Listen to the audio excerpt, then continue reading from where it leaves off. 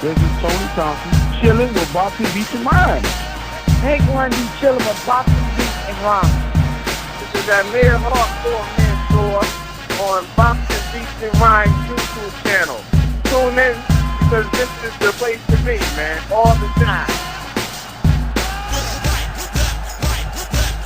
I am ranked number one. One!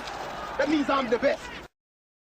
How you doing, fight fans? EJ Boxing Live here with Boxing Beats and Rhymes. We went to the York on the weekend to watch a Steve Goodwin card, which is good. Steve Goodwin promotion. Ultimate Glory. And so that was the card, what it was called. Me and Beats are going to go through the fight schedule of the fights we saw. Because me and Beats came at a certain time. It started at 5 PM. I got there about 7. So there's certain fights I missed or I came in. So I'm going to go for the first fight I saw. And that was the flyweight. And I saw just the ending. It finished in the first round. Prince Patel versus Patrick Kovacs there. And the flyweight, it was scheduled for 4 rounds. And like I said, Prince Patel finished in the first round. My evaluation of Prince Patel, he's one to watch. He's got the flair and brash like a Nassim Hamid. People listen to this podcast. I recommend you next time he fights, you definitely go see him. He's very entertaining. He's he's a very colourful guy. And to be honest with you, good knockout, good pro debut, and I thoroughly enjoyed it. My next fight I saw, actually, Beats, what was the next fight you saw? Your first fight you saw? Johnny Garton versus Nathan West. That's the first fight. Nathan West. Go ahead, break the fight down, Mason. I'll tell you what I saw as well. Go ahead. Yeah, the black guy looked a bit tentative. Wasn't aggressive enough. He let Garton dictate the pace. Garton was buoyed on by his fans. He landed some jabs. And he was able to get the jab. Then he started getting the right hand into play. Then I saw a big right hit the guy in about the 3rd or 4th, was it? And it knocked him down. Then he followed him up, punched him nearly through the ropes, and Garton won well, 4th round stoppage, I believe. Yeah. Area welterweight title, in fact. Yeah, that was for the scheduled for 10 rounds, sub area title. I feel that there was a lot in that fight. Did you see it from the start, or where did you catch the fight? Saw it from the start. Okay, yeah, so you saw the build up from the start. It looked like there was. I tell you what, Nathan Wisely, he definitely looked like he was up for it. And Johnny Garden, he's a more experienced guy. More or less one-sided fight. After the second round, it looked like it was all one-sided. It looked like Johnny Garden was just loading up, and Nathan West looked like he was just trying to survive. He had the reach and the height advantages, Nathan Wisely, but Garden cut down the ring, and he was landing his big right hand. Nathan Wisely could have, for me, he could have used his jab more. He looked like he had all the skills, and the knockdown he got knocked down he got knocked down twice in the fight, and the final knockdown was brutal. But to me, the fight could have ended 2 rounds earlier. It was brutal. It was brutal knockdown, and I hope Nathan Wisely's okay, because that knockdown looked like it could be a career ender. But Johnny Garner goes on to retain his welterweight Southern Area title, and it goes on to other things. He's been beat. Music he came out to. Pardon? See what music he came out to. Go ahead, tell the people. Music, white boy. Oh yeah. Entertaining. He lost with Johnny Garner. He's lost before. Who did he lose before? He lost to someone before, innit?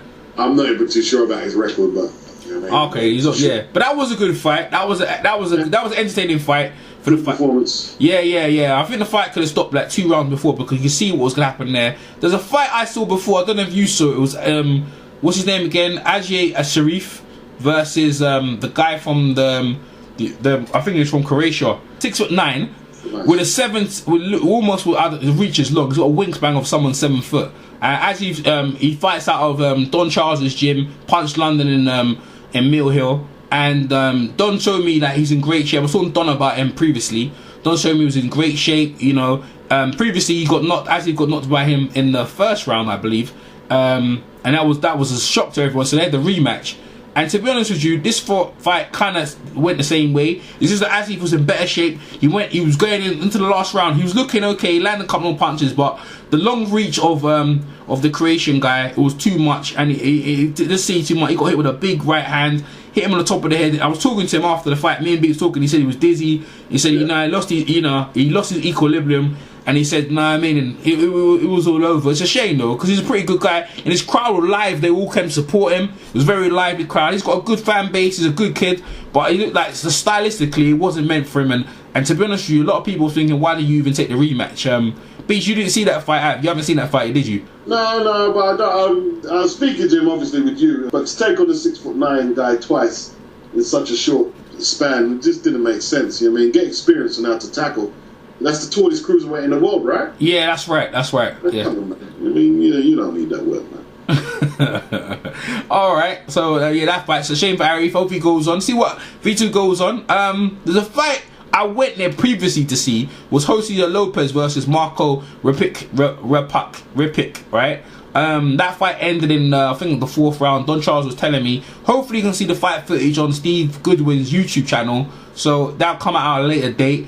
It's a shame I didn't see it, but Lopez, I saw the pictures. Lopez stopped him.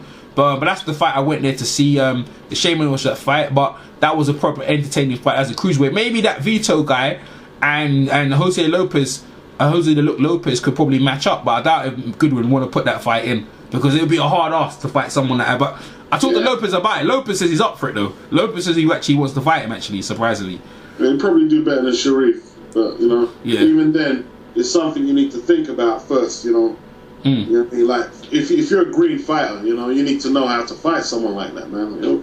But that's boxing. You've got to take a chance, isn't it? Absolutely. Okay, we're moving on. So after that fight, Larry Condeo, innit? Yeah, and Dale Evans. Go ahead, Beats. Yeah, that's what I came to the venue for. I mean, Larry Condeo, prize fighter winner, a friend to me and EJ. We had a couple of interviews with him. He was fighting an eliminator for the British title against Dale Evans, and Larry showed up. That's all I can say. Larry showed up, man. He boxed. Used his jab, used his footwork at the start, and then when he came off his toes and got down to serious business, he took the guy out. He took his man out. What did you see? Oh man, it was Larry Condeo, man. He's in line for the British welterweight title because he's won the title eliminator. It was scheduled for 10 rounds, and Larry put on a masterclass of boxing. Dale Evans, hey, all credit to him. He came to fight. He was putting the pressure on Larry. Larry just took his time, took him to deep waters, and basically drowned him. He used his jab, head movement. Larry basically came in that fight unscathed, apart from, I'd say, his hand. And when we was talking to him, he had a big ice pack in his hand. I'm not sure if his hand's broken. It was definitely swelling. It's probably swelling. But we find out later on. Me and Beats will probably get an interview later on. But he put on a masterclass and he ended up knocking him out. Larry doesn't really knock that many people out. He's got 3 knockouts on his record. But he put on and the people enjoyed it, man. It was an exhibition. It was a masterclass of boxing. Very refreshing. Actually, the fights I missed. They were all knockouts early. That's probably why I missed Lopez. The fights I didn't. So sorry if the people listening that we didn't mention your fights before. We haven't seen it. We're gonna have to check it out on YouTube when Goodwin uploads it.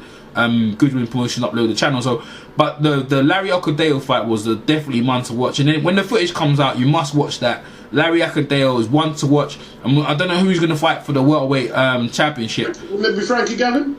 Sorry, yeah, you go. It's Frankie Gavin. You're absolutely right. It's Frankie Gavin, right? So I don't know if Frankie's going to move up to European, but that beats. What do you think of that potential matchup? It's a great matchup, man. It's a great matchup. And I tell you what, man, they might have Frankie as favourite because he's a former world champion, he's well ranked, but Larry is going to be in there, man. Larry's going to be in there, and he's going to be ready. He punches harder than Frankie, and he can box very well indeed. The reason why his hand was swelled because them left hooks in your frame was serious, man. Yeah. Serious left hooks in there, man. Yeah, but Frankie wouldn't be hard to hit. Frankie's not coming forward on that fight. That's actually going to be a very cagey fight. It's going to be one for the purist. That's one for the purist right there. Beach, it depends where. If it's in London, you're going to go buy a ticket to go watch that one, yeah? Yeah, I definitely will. See, but the thing, you see what the problem Frankie's going to have with Larry, right? Larry, in this fight, he came off the counter-punching and went aggressive. But if Frankie wants to do the counter-punching, Larry's the counter-puncher. Larry will be as patient as you want, if it needs be. Yeah. Larry can be very patient as well. So he's going to cancel out a lot of what Frankie does. So that's going to be a good fight. I'd love to see that one. I love to see that. A lot of people go that Larry carries a lot of support. A lot of people came to see Larry. The place was buzzing, jumping. And Larry just put on his jab, movement, head movement. And Dale Evans, man, I like him. He's Dale Evans had a good fan base. Dale Evans comes to fight. It's just that it was like a bull versus the Matador, and Larry the Matador just basically just stuck it to the ball. Dale Evans, hopefully he got knocked down and stuff and the fight got stopped and that, but he put a grave effort. Hopefully he comes back to see what he does. But Larry definitely looks like the real deal, and for me, if he goes into fight Frankie Gavin, boy, that's a toss-up for me. It could be a 50-50, but Beach has got Larry. You know what? I like Larry to win. I'll go with Larry as well. I'll take Larry on that one, but I wouldn't be surprised because the experience of Frankie Gaffney will be a great fight for the fight fans to watch. All right, Beats. We move on to the next fight of the night. Go ahead. You talk about Jermaine Smiley, right? What's his name? Say your name properly, Beats. Jermaine Smile. Go ahead. Versus Lee Markham. Like basically, Jermaine Smile. He's probably a British dude, but obviously Jamaican heritage. You know, he come out to Dangerous, and he had Pure Yardman in the crowd supporting him, and very muscular, well-built dude against Lee Markham, who heavily tattooed white dude. He didn't look as strong. Lee was quite good though, man. Like, you know, this was the fight of the night in my opinion. You know, because they both stayed in there and they banged it out, man. They banged it out pretty hard, and it was a good fight. I thought Jermaine was going to blow him over just looking at his physique, but it was for the English Super Middleweight Masters title. That's correct. Yeah. And like, you know, it was total. Lee was very clever though. Lee was very clever because even though it looked like he was out-muscled, he kept moving clockwise, and that way he managed to stay in Jermaine's face all the time. So he was competitive. Lee was a bit cleverer than what he looked, and it was a good battle. And I was assuming that Lee was going to get the decision, not because he was winning, but he had.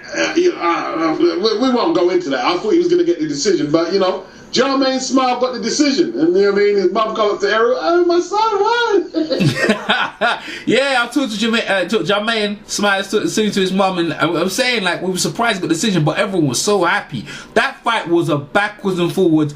One, like Billy said, one of the fights in the night, most competitive fight of the night, because most of them, the other fights were kind of one-sided. 10 rounds, it went 10 rounds, it was competitive 10 rounds, backwards and forwards, slugfest, slamming in the pocket. Like you said about Lee Markham, he had good defense, his hands up tight. Jermaine Smiley using his jab, both of them in good defense, tight defense. They wasn't giving inch, giving no quarter. Backwards and forwards, the rounds were pretty tight, backwards and forwards, and to be honest with you, I felt the same way. I thought, you know what, the fight was so close, you know, it could have gone either way, but I don't know, I didn't think Jermaine Smiley was going to win, just because I thought, you know what, I think Lee Markham, I think he's a good win fighter, and I'm not sure if Jermaine Smiley is a good, I'm not too sure which was the good win fighter. I was just assuming, right, because he come in like he's the favourite. I think it was for his title. It wasn't for a vacant title. It was Lee Markham's title, isn't it?